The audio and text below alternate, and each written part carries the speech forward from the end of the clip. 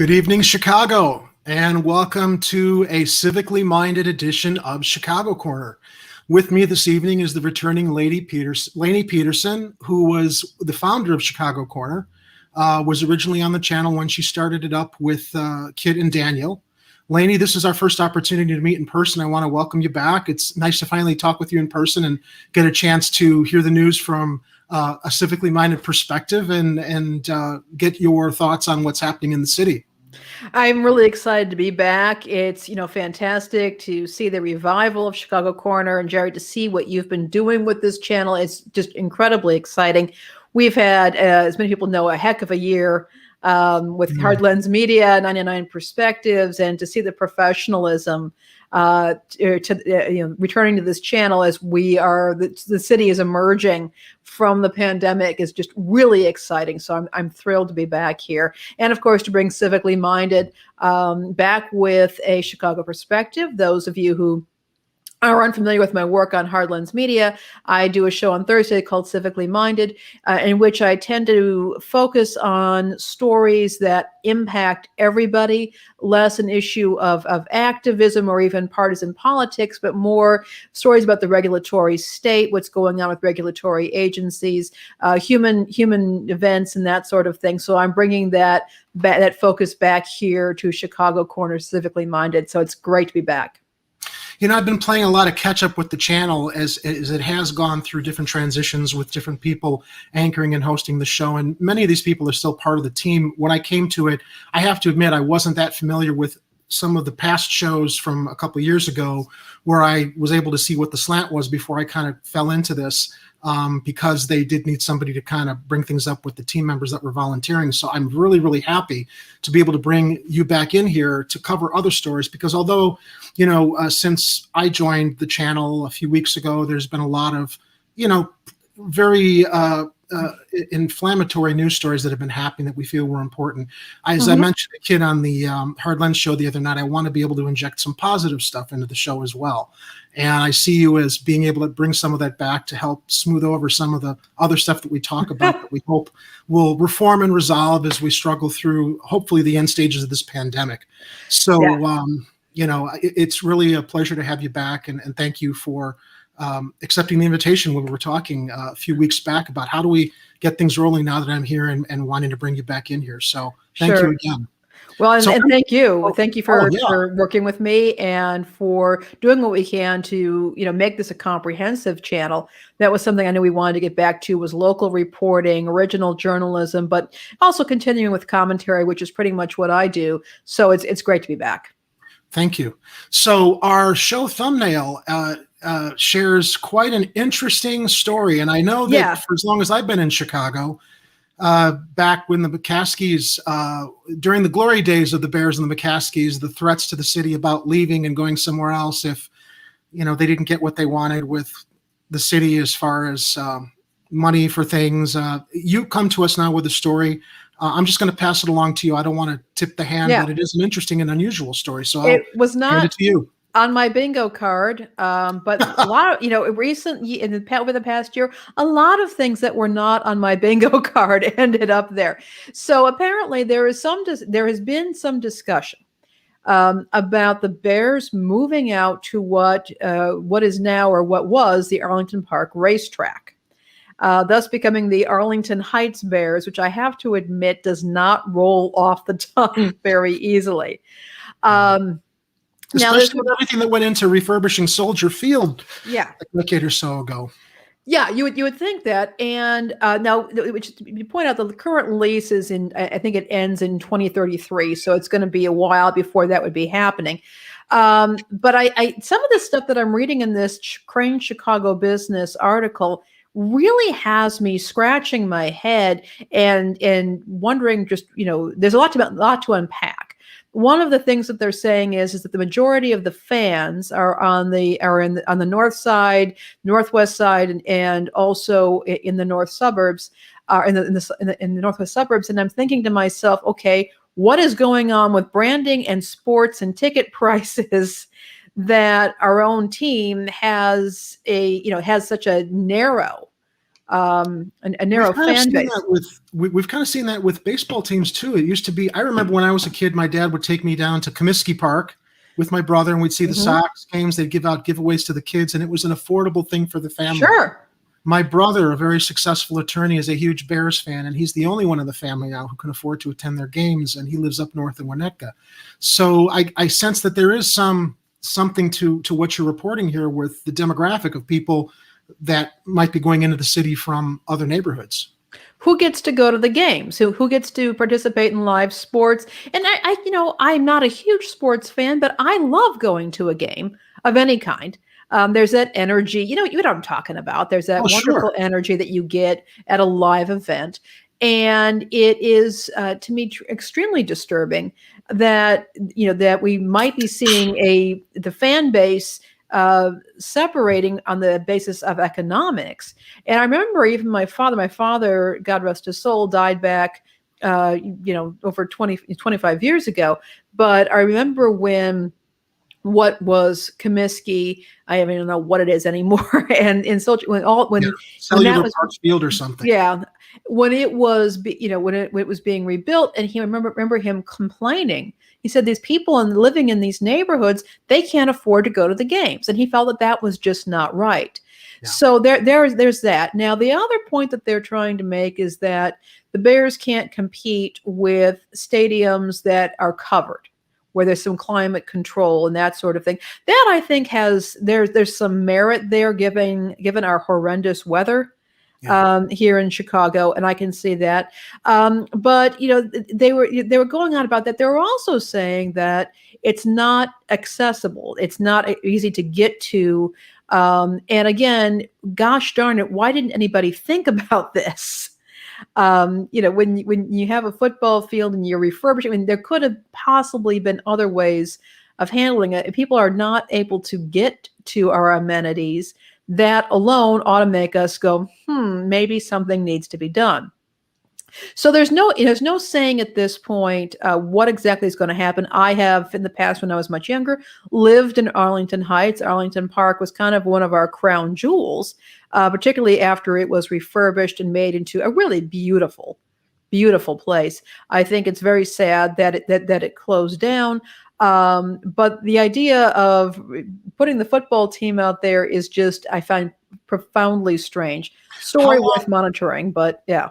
How long has Arlington Park been closed now? I haven't really kept up with I want to say it's been like a year or more. It's been a little while. I don't remember exactly, but my sense of time during this pandemic has gone right out the window.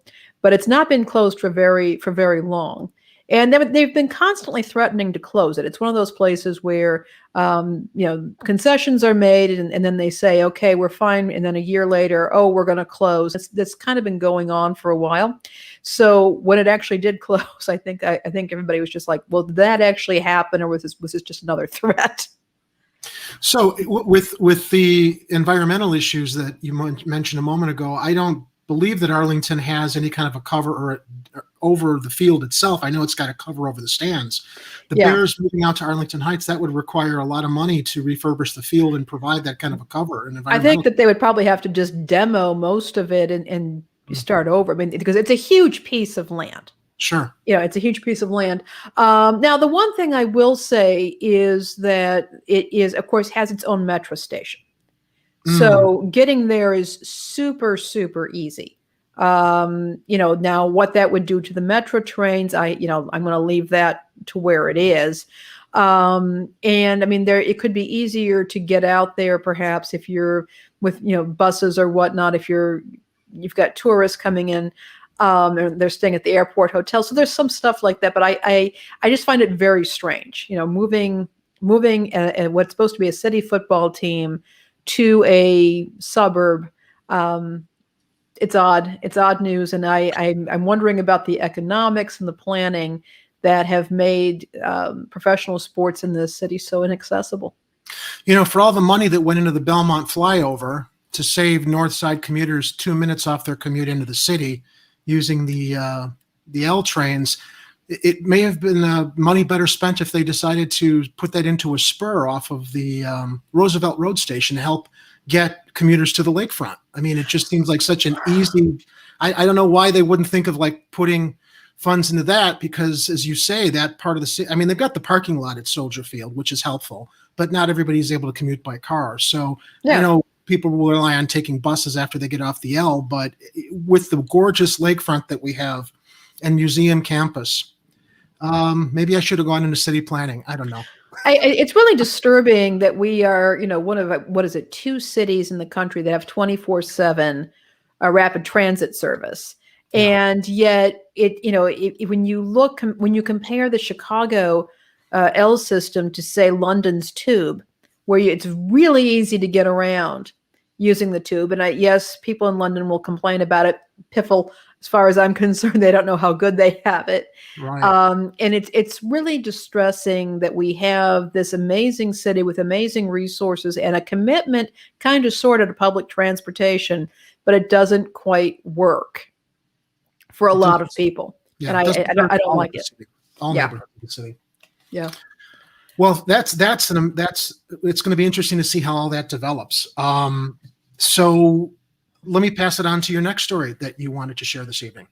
Absolutely. So something that I have been talking about a lot on my national show is the issue of media matters and media habits and how people are getting their news. And we've seen a massive devastation in the area of local media in recent years. And one of the things that's happened is that you have hedge funds, apparently, that are going in and taking over some fairly major newspapers. And the hedge funds, their goal is entirely maximizing revenue and profit for investors. They don't even pretend to have a commitment to journalism. And these newsrooms, they lose their fact checkers, they lose their editors, they lose their photographers, and they're on a shoestring. They're basically having to recycle content, and it's negative. It's a very negative thing for communities. So one of our concerns that we've had here is Tribune Publishing, which of course publishes our own Chicago Tribune, but several other newspapers. And there's a hedge fund that's been trying to buy it for a while. There was some talk of a Swiss billionaire coming in to rescue it. That did not happen. So now there are some very large not-for-profit organizations, charities, foundations that are considering its purchase. And WTTW News has been reporting on this. They've done some excellent local journalism, which kind of gives you some idea of the importance of this sort of thing. The MacArthur Foundation, the Pritzker-Trubert Foundation, and yes, the Penny Pritzker is the sister of J.B. Pritzker, and there's also saying that the Ford Foundation, again, these massive not-for-profit foundations are looking in the possibility of purchasing this and turning it, possibly into a not-for-profit, and that may be the most suitable option right now for a lot of local journalism. I know the Chicago Reader here in the city has gone not-for-profit. I believe Block Club, which does fantastic hyper-local journalism, they've gone to that because journalism as it was has not been able to become profitable in the internet era. So because the advertising dollars, it just doesn't work. That's not how it works. That it is not profitable, and you have these publications that are struggling. Now, I don't think this completely resolves the issue that the paper itself is now possibly being bailed out by these massive not-for-profit organizations that command billions of dollars. And again, what does it say about our media habits that we have to rely on billionaires to get the news? Well, it's either the billionaires or the advertisers. And if the advertisers aren't supporting the way that news has evolved, where do people go? I wasn't aware that the Chicago Reader and Block Club are now funded with nonprofit investments. Yeah. Okay. Yeah. And the Reader was founded, I think it was the late '60s, early '70s. Yeah. I know, in fact, one of the founders, and it was for many years the touchstone free paper here in the city. It was long form journalism. It was known for the long term journalism, but it was also where you went if you wanted a movie recommendation, a theater recommendation, a restaurant recommendation. You needed to get a date. You were in the classifieds, and it really was very important. And then it did have a website, but it was never really able to recover, simply because a lot of what the Reader did for this city got taken over by Craigslist and Yelp and that sort of thing. And that sort of thing happens. But you're left without that kind of independent journalism. Yeah. That is so critical. And the same thing with Block Club, they've taken the not-for-profit, and I think they're doing a wonderful job. I think they're just a fantastic resource. But again, I think they have a lot of young journalists at the beginning of their careers, and my suspicion is that many of them may find themselves needing higher compensation packages. So, and then you have to consider also, when you have organizations like the Chicago Tribune or the Sun-Times, you have trained journalists, experienced journalists who have the connections, they have the sources that take years and decades to develop, and the loss of all that is very bad for communities that have to rely on the institution of a so-called free press. And you can have the laws about it, allowing free press. But if you don't have the journalists out there being able to do the work, well, it doesn't do it much good. Doesn't do us much good.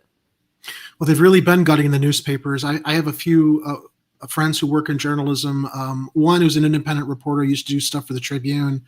And I think this was about 5 or 6 years ago. We were just talking about the state of journalism, which had changed even at that point. But recalling back to the stories of, I don't remember if it was the Tribune or the Sun-Times that cut their camera staff department and just told the reporters, get stuff on your iPhones, not recognizing that, if you're a reporter, you need to talk to people. You can't be holding up your iPhone everywhere, getting video or photographs that are of any kind of professional quality to go with the stories. I think that kind of signaled the beginning of this picking at the bones of what's left in newspaper budgets to pay a professionally trained staff to go out and get the news as people deserve to have it presented to them. Absolutely. And, a writer may not be a photographer. Exactly. Photography is its own craft. It's its own art. And again, that a journalistic photographer, there's its own set of ethics, its own set of practices. And then, of course, losing photography editors who help with the selection of photos, which are very critical to presenting the news. You lose all of that. I've also been reporting on the national show that very few newspapers anymore have an ombudsman, and that's a person who answers entirely either to the chairman of the board of the paper or to the board of directors, and who is responsible for being in the newsroom and taking complaints and questions from the public, and handling them in an unbiased way. And that brings accountability to the newsroom. It gives the public somebody that they can talk to, and you have this very independent person operating. I think there's maybe 6 newspapers in the country that still have the ombudsman. There used to be quite a few that had that role. That is gone. And it does not bode well for news. And it's particularly difficult in some rural areas or small towns, because back in the day, larger newspapers would send out a reporter that would have a beat in these small towns, in these areas, in these rural areas. They would come into town once a week, talk to everybody, and then that information would go into the paper that served that region. That is gone now, and I've been reading some very interesting stories about the lack of trust and the kind of disintegration of community in these small towns when people can't get information that's critical to that town, including things like zoning meetings.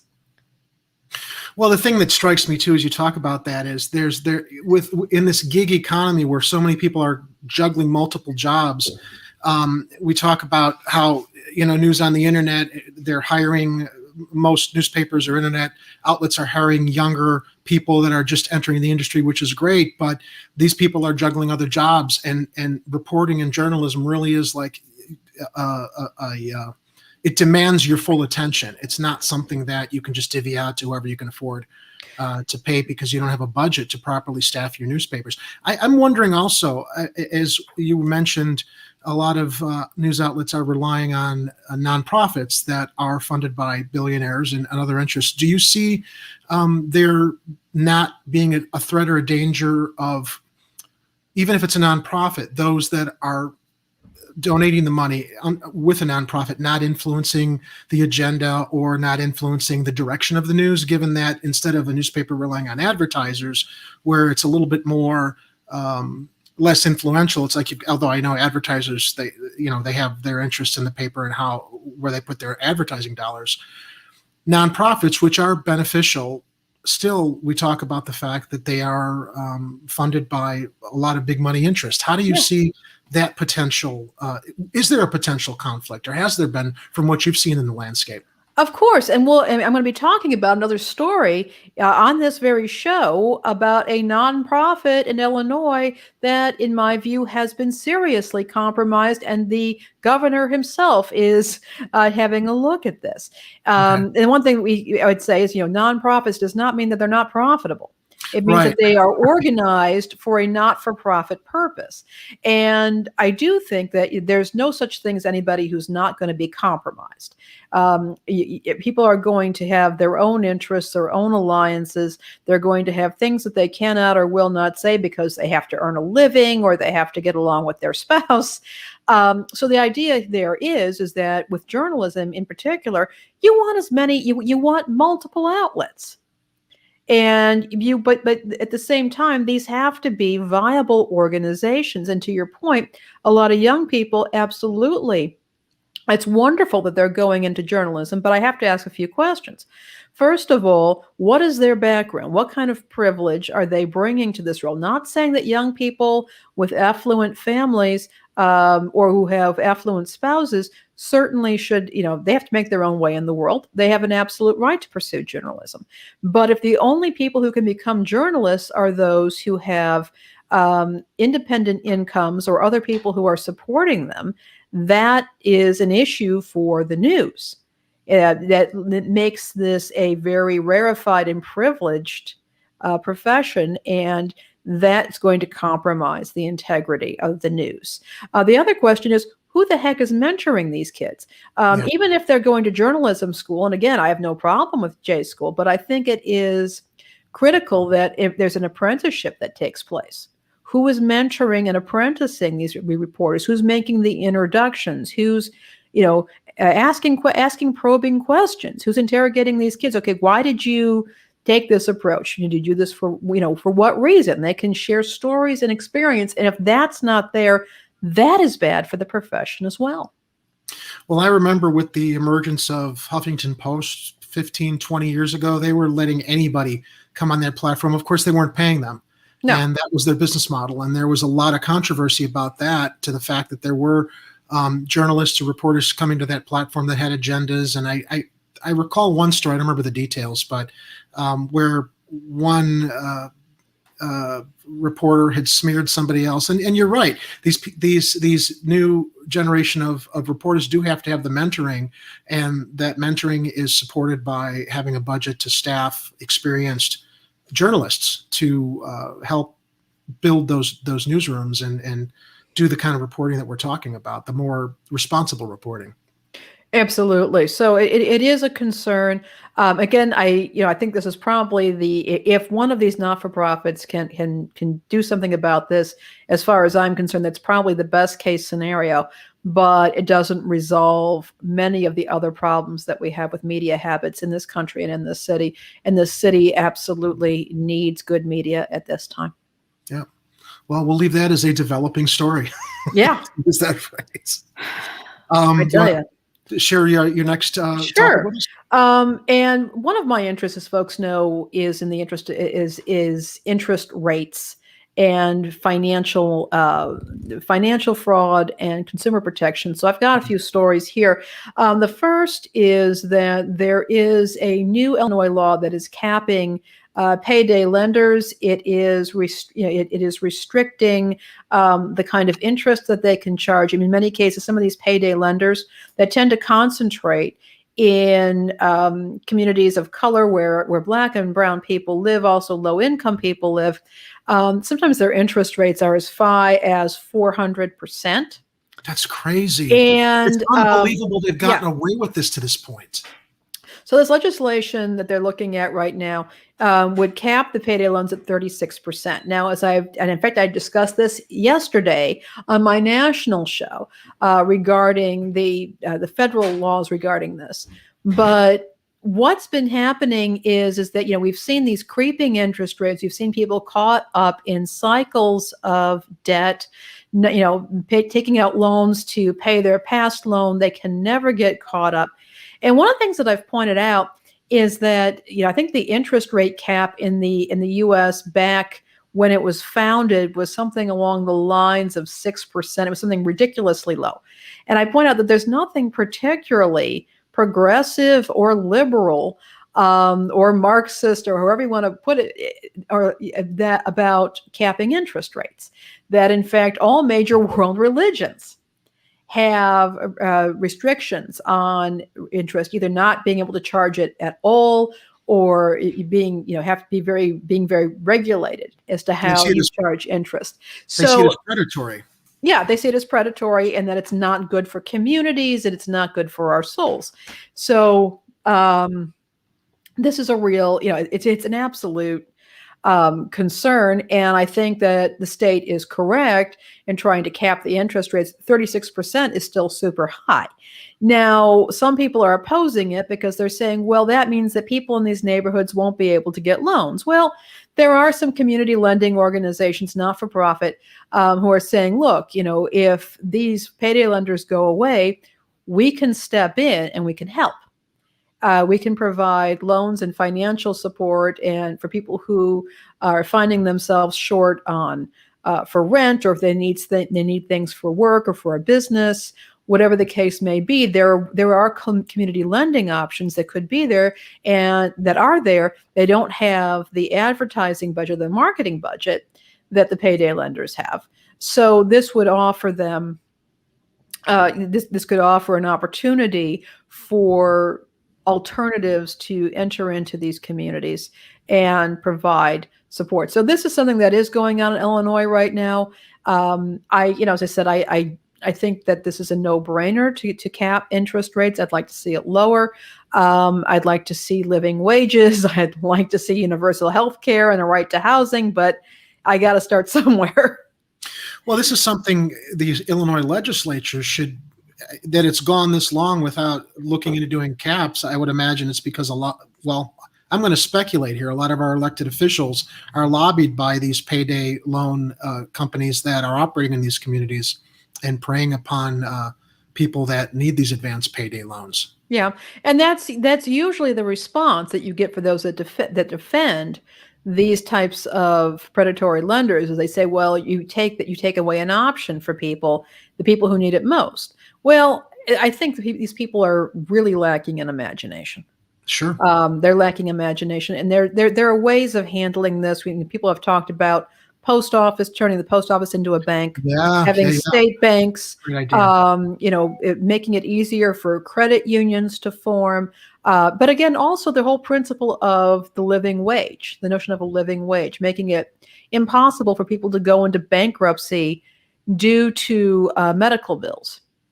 There are a bunch of different things that could be happening, like a social safety net that could help prevent this kind of situation where people have to go for these predatory loans. But again, this is one thing that could be done at this point, but I would like to see a lot more happening.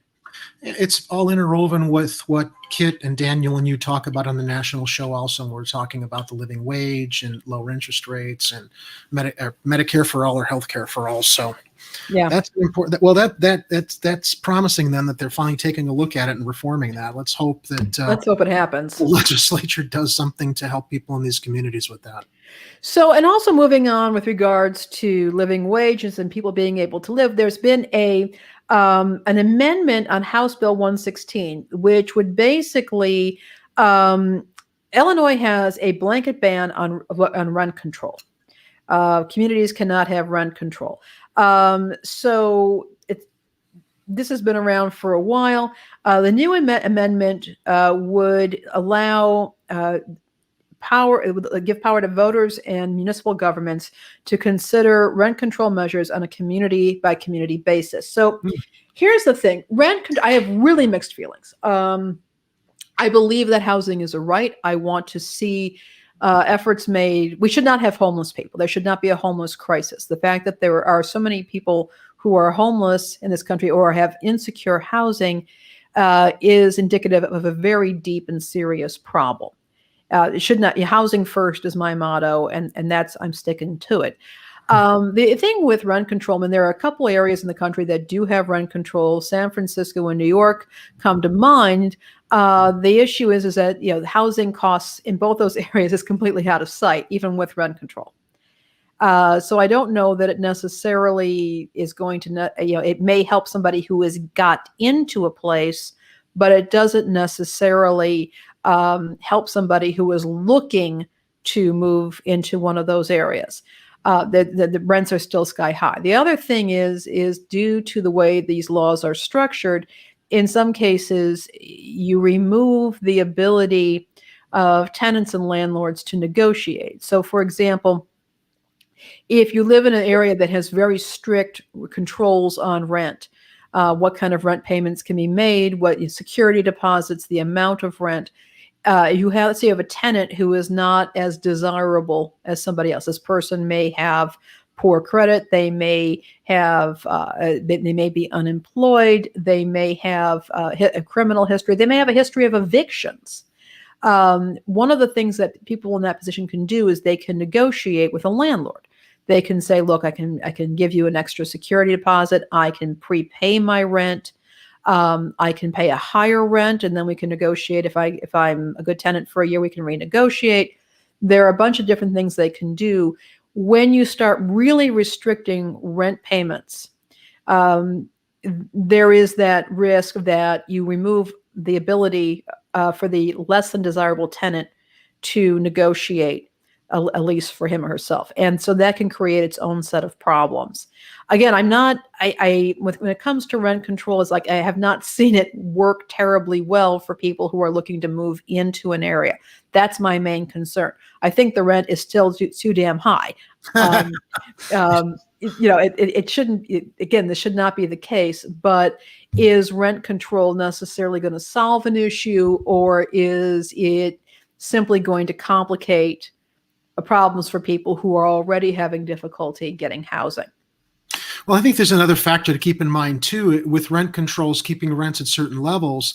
I have mixed feelings about this also, because then landlords or property owners, when they're struck with high property tax bills that really don't reflect the actual value of the neighborhoods, they're increasingly skyrocketing, especially here in Chicago. I mean, the neighborhood I live in up here north, the property taxes are always going up every year, and you have to hire somebody to challenge it. And I mean, I think that that's kind of a interconnected issue with, if you're going to do rent controls. And I think rent controls are important because, as you say, I think housing is a right as well. But then, there's kind of a trickle effect with property owners and landlords. And if they can manage to keep the rents low with a rent control, how do they then get stuck with what the city throws at them as far as the taxes that they assess on the properties, or the overvalued demands that they have on the different properties? So, yeah, and that's a concern as well. And then, of course, on one hand, if you've got a developer or a property owner that has a bunch of units, yeah, they may be able to scale that. Sure. But let's say you have somebody who owns one unit. They have a 2-flat, and it may discourage them entirely from renting the place, or they may end up selling their 2-flat or their 3-flat to a major developer, and then we knock out the smaller landlords. We have even more power over to large landlords, and that's its own ball of wax as well. I mean, I'm concerned about getting people into housing. Then And gentrification. Then you've also got the gentrification. you've absolutely got that, and that's a far more complex issue than people realize. Yeah. I've heard about anti-gentrification groups that actually are gentrifiers, but they use some very different tactics. So it's a very complex issue. And the one thing that I'm worried about with rent control is that it will simply be something that will benefit people who are already securely housed or reasonably securely housed, because they won't have to pay extra rent that often, or people who are very willing to take advantage of small-time landlords having to getting out from under crushing property tax bills and not being able to pay their own mortgage, or to, say, for example, spruce up or remodel or repair buildings. So that's another issue as well. Municipality by municipality, not necessarily a bad idea, particularly if you've got an area they've got certain area issues particular to that area that might, rent control maybe make some sense, but I'd have to find out a lot more about what other kinds of restrictions on rents and security deposits are going into place. Interesting and informative. Yeah. And then moving on to that, what's happening is that the city is looking and is actually going to allow in 5 areas of the city the building of coach houses and in-law apartments or granny flats. Once again, there's been a 64-year ban on people creating little extra apartments in their basements or their attics or in their backyards, and that's changing. So the ban was put into place a long time ago because the city fathers at that point, because they probably were city fathers, were concerned about overcrowding. That's no longer the case. And this is going to allow people to develop their properties to allow for people to rent. And they would have to be renting for housing. They can't do Airbnb with it. Why did they decide? So in the return of the granny flats, why do they not want to allow the Airbnb opportunity for people to maybe make some extra income on the side, because they might not find people that could live in the granny flats all the time? Because Airbnb brings with it its own set of problems. First of all, the idea behind this is to create housing for people in Chicago. Okay. The idea is just to ensure that people in Chicago can have a place to live. And for many people, a granny flat or a small studio or something along those lines is a perfect arrangement. It's also not a bad option for people who, for example, may need some extra help. People who are elderly, people who have disabilities. And to be able to live closer to somebody, people can keep an eye on each other while still having privacy and dignity. I think that's awesome as well. Caregivers. But I think in this case, again, the idea is that the city has been losing people. One of the complaints is that the rent is still too damn high. And the rent is too damn high. Exactly. And this is one resource. And it also allows homeowners to perhaps, again, turn some profit and being able to pay their mortgage and to make some money that way, if that's what works for them. If they're bringing in a family member, that could be another arrangement. But I think that this is a positive step that will create another housing option for people in this city where one did not exist. I know that there has been an issue out in San Francisco. There apparently are tens of thousands of housing units that are actually vacant because their tenant rules are so strict, the tenant protections are so strict that they've kind of backfired on the rental community there. But the importance of being able to free up viable housing, I think, is so critical in our urban environments. And this is one option that I think that may really benefit people, and we'll see how it works. There's no lack of need for housing as we drive through downtown and see tent cities everywhere. And At least Yeah, for under the my, viaducts. oh my God, for my estimation, or I think what I've read is that we've got more empty buildings than we do homeless people. And there's such an, Yeah. there's obviously a way, there should be a way to think that out. And even if it's not related to the granny flats, being able to use all of the empty space that we have to provide the proper kind of shelter for our threatened homeless people. And I hope to do more, talk Vulnerable more folk. about that here, because I think that, yeah, again, it's a disgrace. Yep. It's a real disgrace in the city, Absolutely. and we can talk more about that and hopefully in future shows. And Sure. hopefully, we'll see how this works. We'll see if the legal granny flats and coach houses can ease things up for people and see what happens moving forward. I also wanted to talk about, and we're talking about not-for-profits and utilities and that sort of thing. ComEd, of course, got caught in a major scandal where it was bribing officials to get favorable legislation. It Don't got they always? slapped. Oh, yes. We got slapped with a major fine. So now Governor Pritzker is wanting to push forward with an omnibus bill that will, help people get their money back from ComEd if they're being overcharged, and it's going to stop the guaranteed rate increases. But one of the things that Governor Pritzker wants is he wants the Citizens Utility Board, which is a not-for-profit that was established by our state legislator to be a watchdog over a utility company. Well, apparently they have been on the receiving end of some funds for education, which is co-sponsored in part by ComEd. They've got their tentacles over everything to control things, Lainie. I've had some bad. Thank God we've got Cub. I had an issue one time. Well, Yeah. I don't want to interrupt your story, but yeah, no, they this kind of oversight is very necessary without their tentacles over controlling how these oversights controls are put into place. The fox should not be painting the hen house. Yes, that's the simple way to say it. Yeah, and moreover, now the Citizens Utility Board is saying that it does not have to comply with a Freedom of Information Act request about some of its doings, even though it is a not-for-profit, which ought to be, not-for-profits are supposed to be very transparent, very accountable. And that's, so you heard my caution about the not-for-profits, helping to bail out the Chicago Tribune. Look, not-for-profits have had their own scandals. They've had their own issues. So it's very worrying to see this happening. I mean, this is supposed to be a public utility, yet curiously, it's operating very much as a for-profit company, and the board that's supposed to be overseeing it has been, at least at some level, tarnished with it. I'm not saying that Cub's necessarily acting unethically, but first of all, they need to respond to Freedom of Information Act requests. Yeah. And I would say that they would really should really prefer to just kind of keep the utility companies at bay. You want absolute integrity, and that means no financial entanglements, even if they're indirect. Mm-hmm. That should not be happening, and that does really concern me because the ComEd has already paid out a fine because of its own corrupt behavior.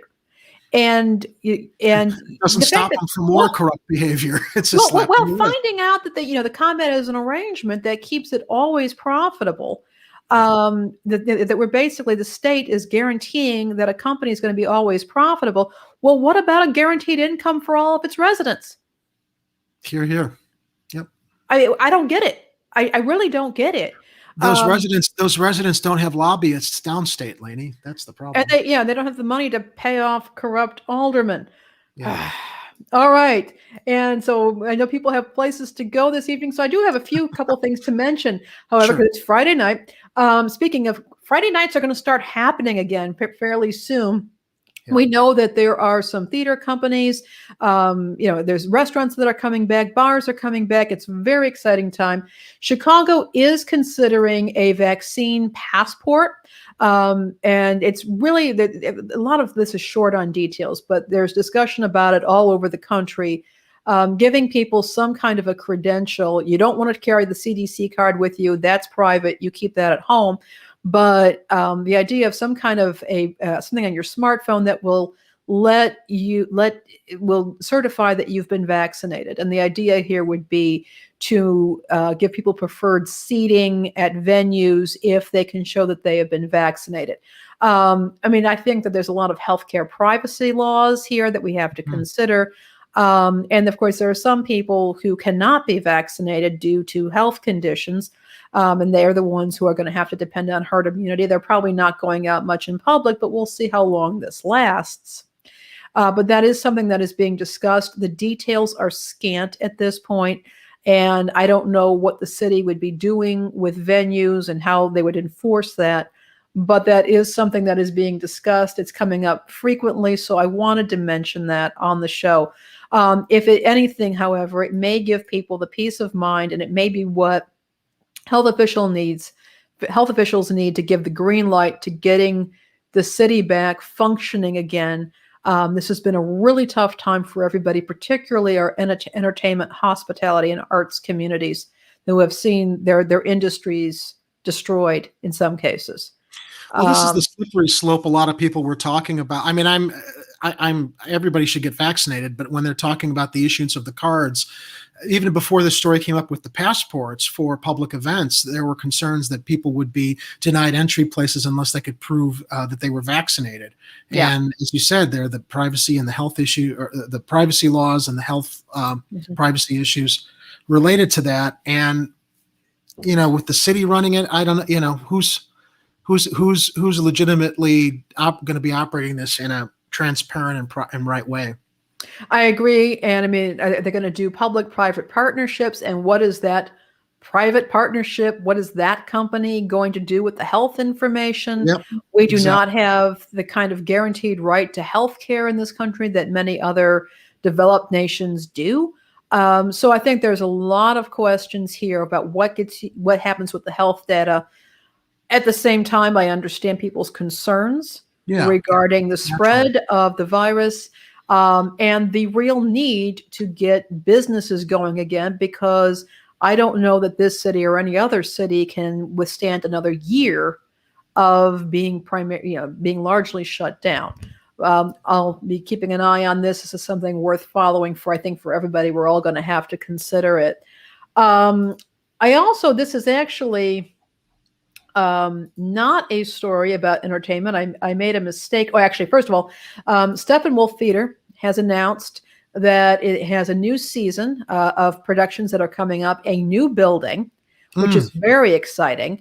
And this new season, all of the plays that the productions that are being produced have been written by members of their ensemble. So they're kind of taking a very local approach to theater. Steppenwolf, of course, is an internationally known theater company. It was founded by graduates of my own alma mater, Illinois State University. It pioneered the rock and roll or Chicago style of very intense upfront acting. They do some remarkable stuff over at Steppenwolf. So they have a new building, new season, bringing the talent back home in terms of script writing. And I did want to mention that because I think that's incredibly exciting.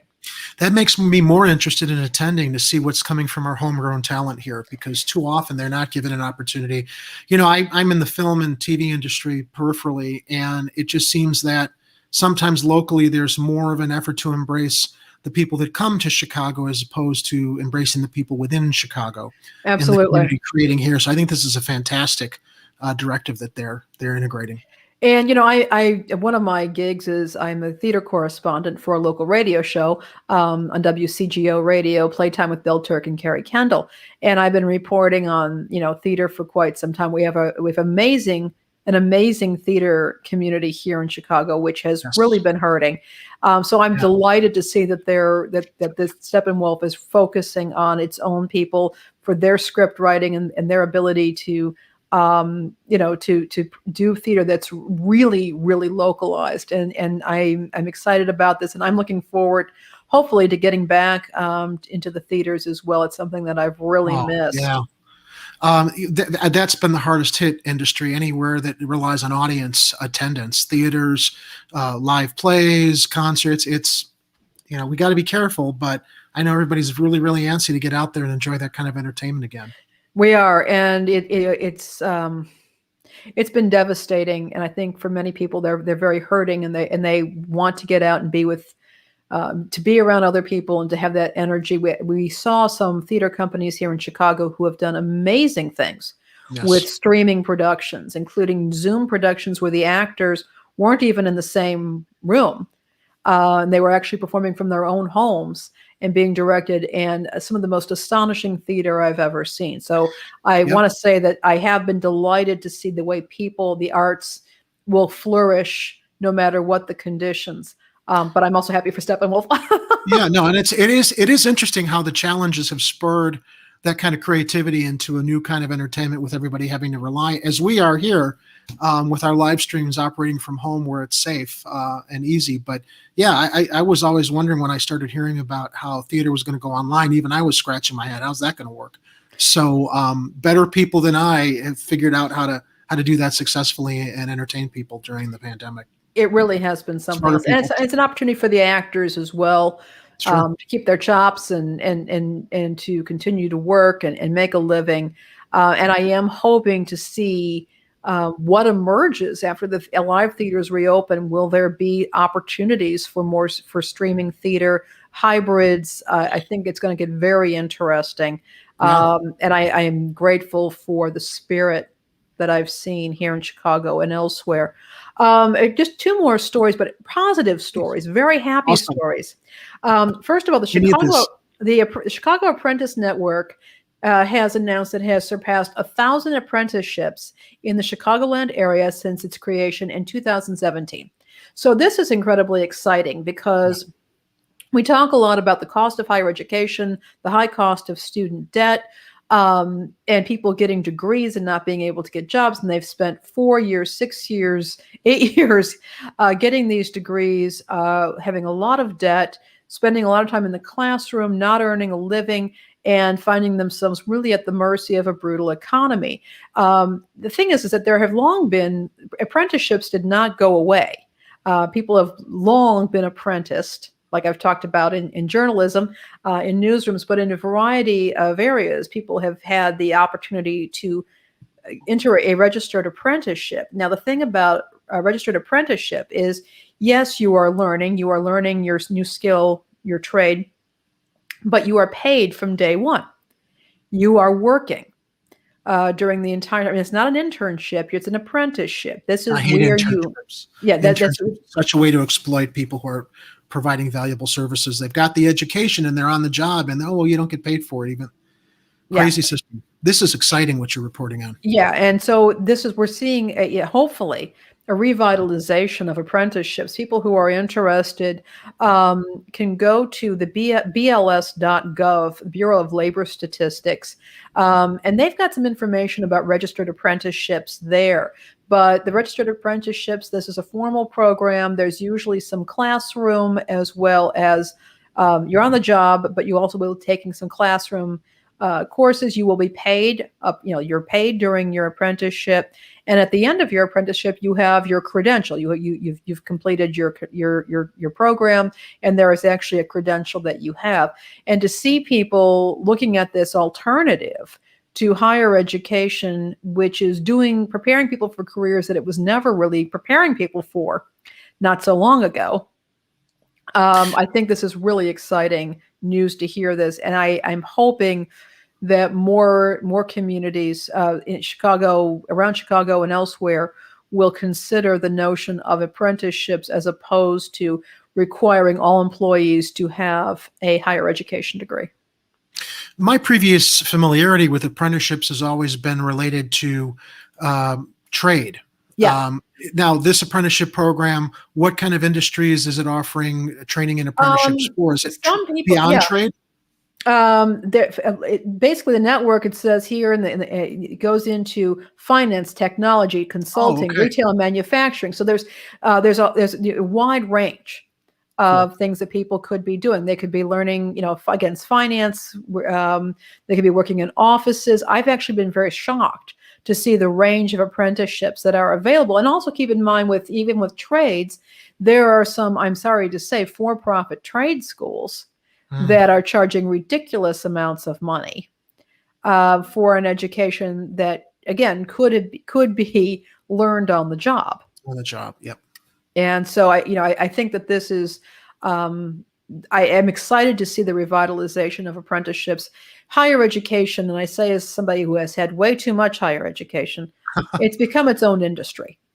Yeah. And that's not really what I think it ought to be there for. And I believe in higher education.